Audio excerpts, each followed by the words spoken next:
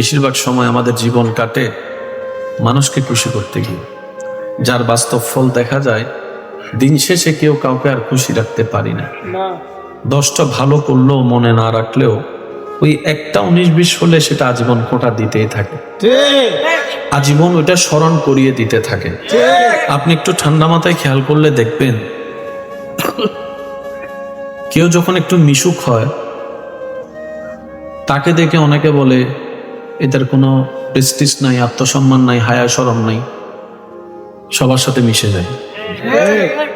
আবার সে মানুষটা যখন ওই কথাগুলাকে কানে নিয়ে নিজেকে রিজার্ভ করে ফেলে, কারোর সাথে মিশে না, কথা বলে না, বলে যে দেখ না তার বাপটা কেমন, অহংকারটা কেমন, মিশলেও জ্বালা, না মিশলেও জ্বালা। আপনি একটু হেসে হেসে কথা বলবেন, আপনাকে কেউ দামও দিবে না, সম্মানও করবে না, ভয়ও পাবে না। একটু মুড নিয়ে কথা বলবেন, আপনার পাশেও কেউ আসবে না, পিছন থেকে বদনাম করবে, কারণ চেহারা দেখলেও ভয় লাগে। কারণ এটা দুনিয়া, এটা জান্নাত নয়। এখানে এগুলা যতদিন বেঁচে থাকবেন এগুলা থাকবে। তাই বুদ্ধিমানরা মানুষকে খুশি করতে না চেয়ে মানুষের স্রষ্টাকে খুশি করার পিছনে লেগে যায়। সুবহানাল্লাহ।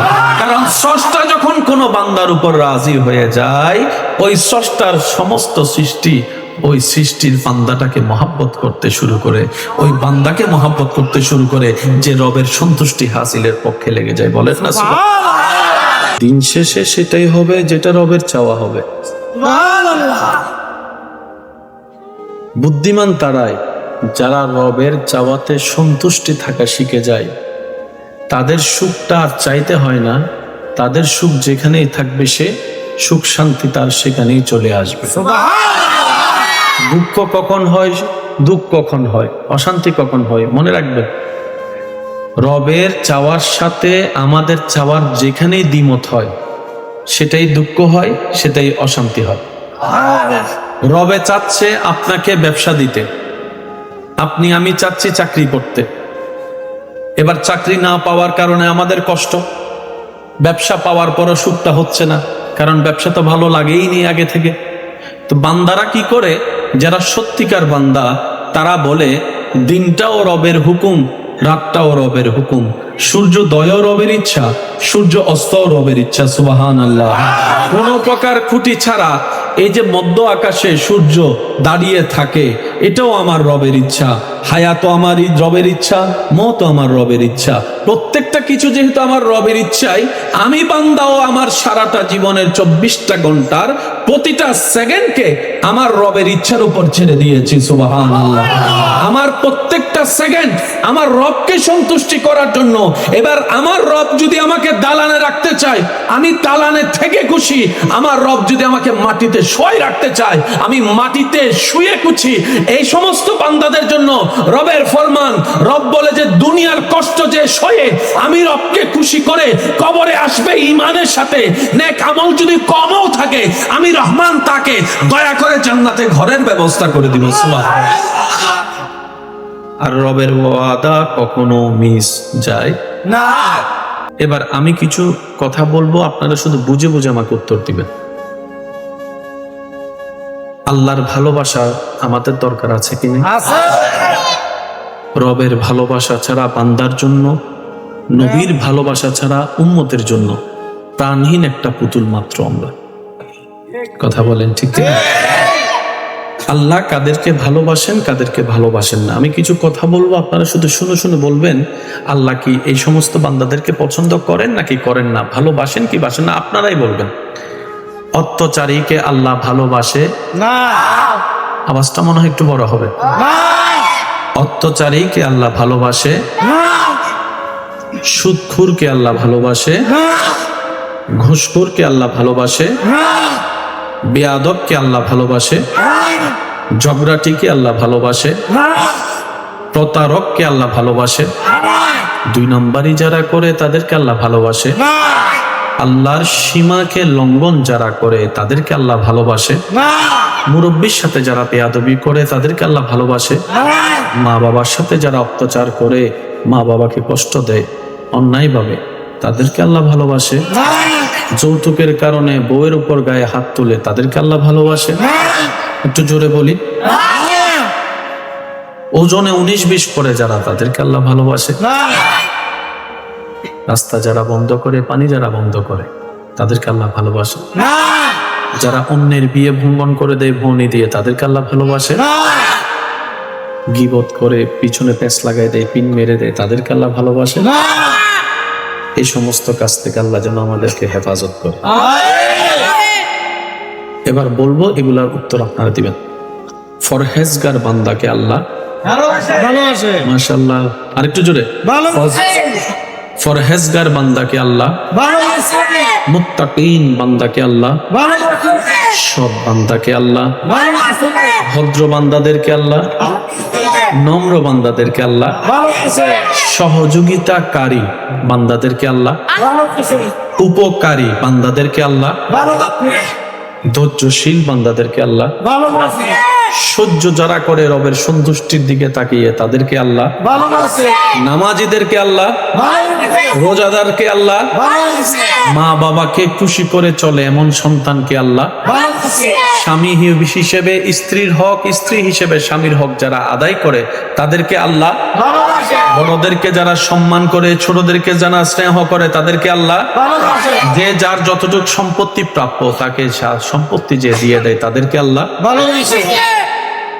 যারা ধৈর্য ধারণ করে তাদেরকে আল্লাহ। ভালোবাসে। একবার বলি সুবহান। আল্লাহ আমাদেরকে যে হায়াতটা দিয়েছেন, এই হায়াতের মেইন অর্থটা কি? এক কথায় বুঝি, পরকালীন সুন্দর জীবন পাওয়ার জন্য আল্লাহ আমাদেরকে একটা সুযোগ দিয়েছে। সুবহানাল্লাহ। আর একটু মহব্বতে সুবহানাল্লাহ বলুন। পরকালীন জীবনকে সুন্দর করার জন্য আল্লাহ তাআলা আমাদেরকে যে সুযোগটা দিয়েছেন, এটার নামে হায়া, এটার নামে জীবন। আল্লাহ কিন্তু একবারও বলে নাই খাওয়া দাওয়া বন্ধ কর, আমাকে খুশি করতে লেগে যা। একবারও বলে নাই ব্যবসা করতে পারবি না, চাকরি করতে পারবি না, আল্লাহ একবারও বলে নাই। আল্লাহ এটা পর্যন্ত বলে নাই ঘর থেকে বের হয়ে রাস্তায় যেতে পারবি না, বন্ধু বান্ধবের সাথে দেখা করতে পারবি না, কথা বলতে পারবি না, শুধু আমাকে নিয়ে থাকবি। আল্লাহ একটাবারও বলে নাই। আল্লাহ তাআলা বলেছেন সব কর, কিন্তু প্রত্যেকটা করা যেন আমার নবীর দেওয়া সুন্নত মোতাবেক হয়, তাহলে তোর করা হবে, সুন্নতে সুন্নত আদায় হবে, আমি রব খুশি হয়ে যাব, তোর করার উপর খুশি হয়ে আমি আল্লাহ সওয়াবের ব্যবস্থা করে দেব। করতে নিষেধ করেননি, তবে আল্লাহ চেয়েছেন, আল্লাহ চাচ্ছেন আমরা যেন কাজগুলাকে সুন্নত মোতাবেক করি। এখানে আমি একটা কথা অ্যাড করতে চাই, সেটা হচ্ছে যে নবীজির সুন্নত। সুবহানাল্লাহ। সুবহানাল্লাহ। বিজ্ঞানের যতগুলো আবিষ্কার আছে আপনি একটু দেখলে দেখবেন, বিজ্ঞান অনেক কিছুই আবিষ্কার করেছে যে একই তত্ত্ব 1450 বছর আগে আল্লাহ তাআলা নবীর মাধ্যমে জানিয়ে দিয়েছে। যে পানি খাওয়ার যে নিয়মটা বর্তমান ডাক্তাররা বারবার বলছে, একই পদ্ধতি আমাদের নবী আগে থেকে জানিয়ে দিয়েছে। সুবহানাল্লাহ। নবীজির প্রত্যেকটা সুন্নত নিয়ে যদি আপনি ঠান্ডা মাথায় একটু গবেষণা করে দেখবেন, দেখবেন আপনি সেখানে রাষ্ট্রবিজ্ঞানও পাবেন, সমাজ বিজ্ঞানও পাবেন, অর্থনীতিও পাবেন, আপনি সেখানে চিকিৎসা বিজ্ঞানও পাবেন। প্রত্যেকটা সেক্টরে আল্লাহ নবীকে দিয়ে কাজ করিয়ে দিয়েছেন। বলেন সুবহানাল্লাহ। আল্লাহ আমাদেরকে নবীজির সুন্নত মেনে চলার তৌফিক দান। সপ্তাহের রাতের ভিতরে সবচেয়ে দামি রাত বৃহস্পতিবার রাত, রানি মানে জুমা রাত, যেটাতে এখন আমরা আছি। সপ্তাহের মধ্যে সবচেয়ে দামি দিন শুক্রবারের দিন, সুবহানাল্লাহ। যেটা আগামী কালকে হবে। প্রত্যেকটা সপ্তাহে যেন আমরা এই নেক আমলগুলা যেন অন্তত বেশি করে করতে পারি। সুবহানাল্লাহ। আল্লাহ আমাদের সবাইকে একটু তৌফিক দান করুন। আমিন। শান্তিতে থাকতে যদি চাই, রবের নিয়ামত যদি নিতে চাই, ধৈর্য ধরা ছাড়া, সহ্য করা ছাড়া, শুকরিয়া আদায় করা ছাড়া আর কোনো উপায়। আর নামাজ হচ্ছে শুকরিয়ার সবচাইতে উত্তম অংশ। নামাজ হচ্ছে শুকরিয়ার সবচাইতে উত্তম অংশ। আপনি যদি একটু দেখেন, আল্লাহর প্রিয় বান্দাদেরকে, নবী রাসূলদেরকে যখনই কোনো বিশেষ নিয়ামত দিয়েছেন, কোনো একটা ঘটনা ঘটেছে, ওনারা সিজদা দেওয়ার মাধ্যমে রবের দরবারে শুকরিয়া আদায় করেছেন। আপনি দেখবেন অনেক আল্লাহওয়ালাদের জীবনীতে দেখবেন ওনারা নফল নামাজের মাধ্যমে আল্লাহর দরবারে শুকরিয়া করেছেন। সুবহানাল্লাহ তো নামাজের সাথে শুকরিয়ার একটা বড্ড সম্পর্ক আছে। দিন শেষে সেটাই হবে যেটা রবের চাওয়া হবে। সুবহানাল্লাহ বুদ্ধিমান তারাই যারা রবের চাওয়াতে সন্তুষ্টি থাকা শিখে যায়। তাদের সুখটা আর চাইতে হয় না, তাদের সুখ যেখানেই থাকবে সে সুখ শান্তি তার সেখানেই চলে আসবে। দুঃখ কখন হয়, দুঃখ কখন হয়, অশান্তি কখন হয়, মনে রাখবেন রবের চাওয়ার সাথে আমাদের চাওয়ার যেখানেই দ্বিমত হয় সেটাই দুঃখ হয়, সেটাই অশান্তি হয়। রবে চাচ্ছে আপনাকে ব্যবসা দিতে, আমি চাচ্ছি চাকরি করতে। এবার চাকরি না পাওয়ার কারণে আমাদের কষ্ট, ব্যবসা পাওয়ার পরও সুখটা হচ্ছে না, কারণ ব্যবসা তো ভালো লাগেই নি আগে থেকে। তো বান্দারা কি করে, যারা সত্যিকার বান্দা তারা বলে দিনটাও রবের হুকুম, রাতটাও রবের হুকুম, সূর্যোদয়ও রবের ইচ্ছা, সূর্য অস্তও রবের ইচ্ছা। সুবহানাল্লাহ। কোনো প্রকার খুঁটি ছাড়া এই যে মধ্য আকাশে সূর্য দাঁড়িয়ে থাকে, এটাও আমার রবের ইচ্ছা। হায়াতও আমার রবের ইচ্ছা, মতও আমার রবের ইচ্ছা। প্রত্যেকটা কিছু যেহেতু আমার রবের ইচ্ছাই, আমি বান্দাও আমার সারাটা জীবনের 24টা ঘন্টার প্রতিটা সেকেন্ডকে আমার রবের ইচ্ছার উপর ছেড়ে দিয়েছি। সুবহানাল্লাহ। আমার প্রত্যেকটা সেকেন্ড আমার রবকে সন্তুষ্টি করার জন্য। এবার আমার রব যদি আমাকে দালানে রাখতে চায়, আমি দালানে থেকে খুশি। আমার রব যদি আমাকে মাটিতে শুয়ে রাখতে চায়, আমি মাটিতে শুয়ে খুশি। এই সমস্ত বান্দাদের জন্য রবের ফরমান, রব বলে যে দুনিয়ার কষ্ট যে সয়ে আমি রবকে খুশি করে কবরে আসবে ঈমানের সাথে, নেক আমল যদি কমও থাকে আমি রহমান তাকে দয়া করে জান্নাতে ঘরের ব্যবস্থা করে দিব। সুবহানাল্লাহ। আর রবের ওয়াদা কখনো মিস যায় না। আমরা কাকে খুশি করতে চাই? আল্লাহকে।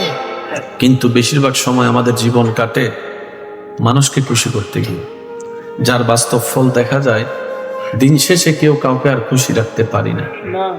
10টা ভালো করলেও মনে না রাখলেও ওই একটা 19-20 হলে সেটা আজীবন খোঁটা দিতেই থাকে, আজীবন ওইটা স্মরণ করিয়ে দিতে থাকে। আপনি একটু ঠান্ডা মাথায় খেয়াল করলে দেখবেন কেউ যখন একটু মিশুক হয় তাকে দেখে অনেকে বলে এদের কোনো প্রেস্টিজ নাই, আত্মসম্মান নাই, হায়া শরম নাই, সবার সাথে মিশে যায়। আবার সে মানুষটা যখন ওই কথাগুলাকে কানে নিয়ে নিজেকে রিজার্ভ করে ফেলে, কারোর সাথে মিশে না, কথা বলে না, বলে যে দেখ না তার বাপটা কেমন, অহংকারটা কেমন, মিশলো জ্বালা, না মিশলো জ্বালা। আপনি একটু হেসে হেসে কথা বলবেন, আপনাকে কেউ দামও দিবে না, সম্মানও করবে না, ভয়ও পাবে না। একটু মুড নিয়ে কথা বলবেন, আপনার পাশেও কেউ আসবে না, পিছন থেকে বদনাম করবে, কারণ চেহারা দেখলেও ভয় লাগে। আমি কি বুঝাতে পারছি কথা? আপনি খাইলেও জ্বালা, না খাইলেও জ্বালা, হাঁটলেও জ্বালা, বসলেও জ্বালা, ঘুমাইলেও জ্বালা, না ঘুমাইলেও জ্বালা। একটু জোরে বলি, ঠিক কিনা? বেশি মিশলেও জ্বালা, কম মিশলেও জ্বালা, কথা বললেও জ্বালা, কথা না বললেও জ্বালা। কারণ এটা দুনিয়া, এটা জান্নাত নয়। এখানে এগুলা যতদিন বেঁচে থাকবেন এগুলা থাকবে। তাই বুদ্ধিমানরা মানুষকে খুশি করতে না চেয়ে মানুষের স্রষ্টাকে খুশি করার পিছনে লেগে যায়। সুবহানাল্লাহ। কারণ স্রষ্টা যখন কোনো বান্দার উপর রাজি হয়ে যায়, ওই স্রষ্টার সমস্ত সৃষ্টি ওই সৃষ্টির বান্দাটাকে মহাব্বত করতে শুরু করে, ওই বান্দাকে মহাব্বত করতে শুরু করে, যে রবের সন্তুষ্টি হাসিলের পক্ষে লেগে যায়। বলেন না সুবহানাল্লাহ। আল্লাহ তাআলা আমাদের সবাইকে সেই নিয়ামত নেওয়ার তৌফিক দান করুন। আমিন। এবার আমি কিছু কথা বলবো, আপনারা শুধু বুঝে বুঝে আমাকে উত্তর দিবেন। আল্লাহর ভালোবাসা আমাদের দরকার আছে কি না? আছে। রবের ভালোবাসা ছাড়া বান্দার জন্য, নবীর ভালোবাসা ছাড়া উম্মতের জন্য প্রাণহীন একটা পুতুল মাত্র আমরা। কথা বলেন ঠিক কি না?